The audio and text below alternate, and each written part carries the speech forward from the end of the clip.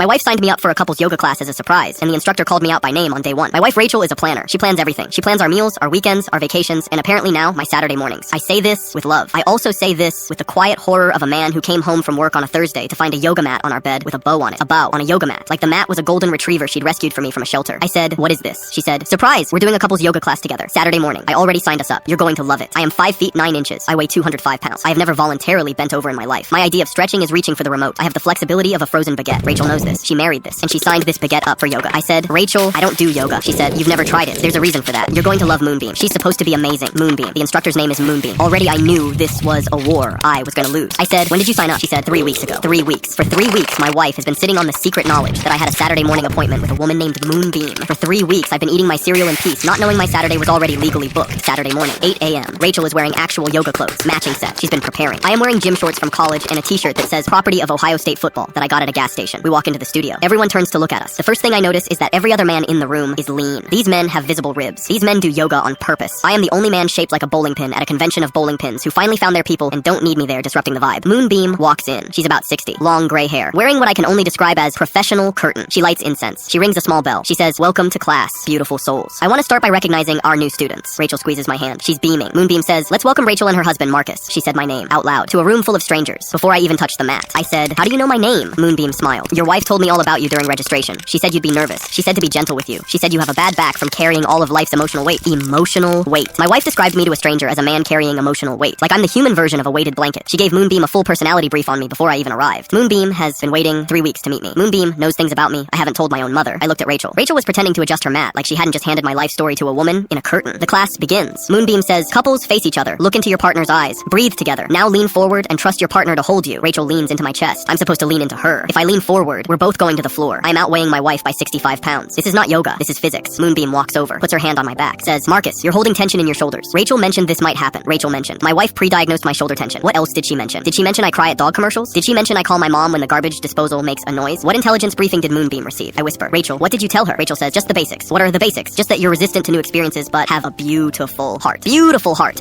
I have been presented to a stranger as a resistant man with a beautiful heart like I'm a rescue dog with trust issues. Moonbeam moves on. Next pose. Partner assisted forward fold. Rachel sits, her feet out. I'm supposed to push her back gently to help her stretch. I push. She says, "Gentler." I push gentler. She says, "Gentler." At this point, I'm not pushing. I'm just touching her back with the sincerity of a man who doesn't know what he's doing. Moonbeam says, "Beautiful, Marcus. You're learning to trust the process." I'm not learning anything. I'm surviving. 45 minutes in, Moonbeam has us do partner tree pose. You and your partner stand on one leg leaning into each other. I have never balanced on one foot in my entire adult life. I am a 2-foot man in a 1-foot world. I lean too hard. Rachel loses balance. We both fall. I fall on Moonbeam's singing bowl. The sound is more like a garage door. Moonbeam says, "It's okay, Marcus. The universe is teaching you something. The universe is teaching me I should have stayed home. Class